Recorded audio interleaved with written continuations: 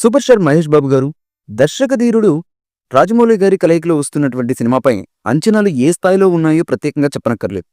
వీరిద్దరి కాంబినేషన్లో 'వారణాసి' అనే టైటిల్తో ఈ ప్రతిష్టాత్మక చిత్రమైతే తెరకెక్కుతున్న సంగతి మనందరికీ తెలిసిందే.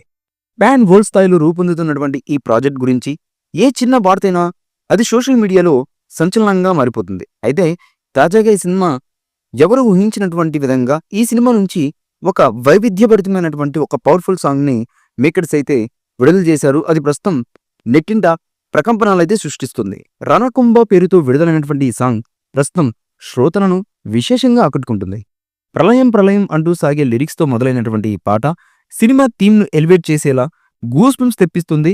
సంగీత దిగ్గజం ఎంఎం కీరవాణి గారు తన సొంత యూట్యూబ్ ఛానల్ ద్వారా ఈ పాటనైతే విడుదల చేశారు. రాజమౌళి గారి సినిమాలో ఉండే గ్రాండియర్, ఎమోషన్ ఈ పాటలో చాలా స్పష్టంగా వినిపిస్తుందని ప్రేక్షకుల నుంచి మంచి రెస్పాన్స్ అయితే వస్తుంది. అయితే ఈ పాట విడుదల చుట్టూ ఇప్పుడు ఆసక్తికరమైనటువంటి చర్చ నడుస్తుంది. ఈ సినిమా 2027వ సంవత్సరంలో ప్రేక్షకుల ముందుకు రాబోతుందని సమాచారం.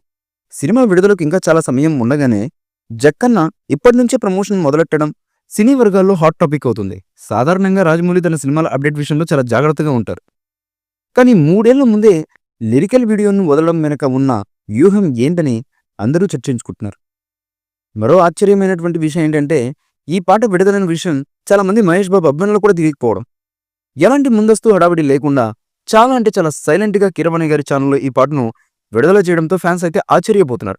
ప్రస్తుతం ఈ వార్త మెల్లగా అభిమానులకు వెళుతుండడంతో రానున్న రోజుల్లో ఈ సాంగ్ సోషల్ మీడియాలో మరిన్ని రికార్డులు అయితే సృష్టించడం ఖాయంగా కనిపిస్తుంది. అంతేకాకుండా ఈ పాట ఈ సినిమాలో విలన్ అయినటువంటి పృథ్వీరాజ్ సుకుమారన్ కుంభా పాత్రను చాలా హైలైట్ చేసే విధంగా ఈ పాటను కంపోజ్ చేయడం విశేషం.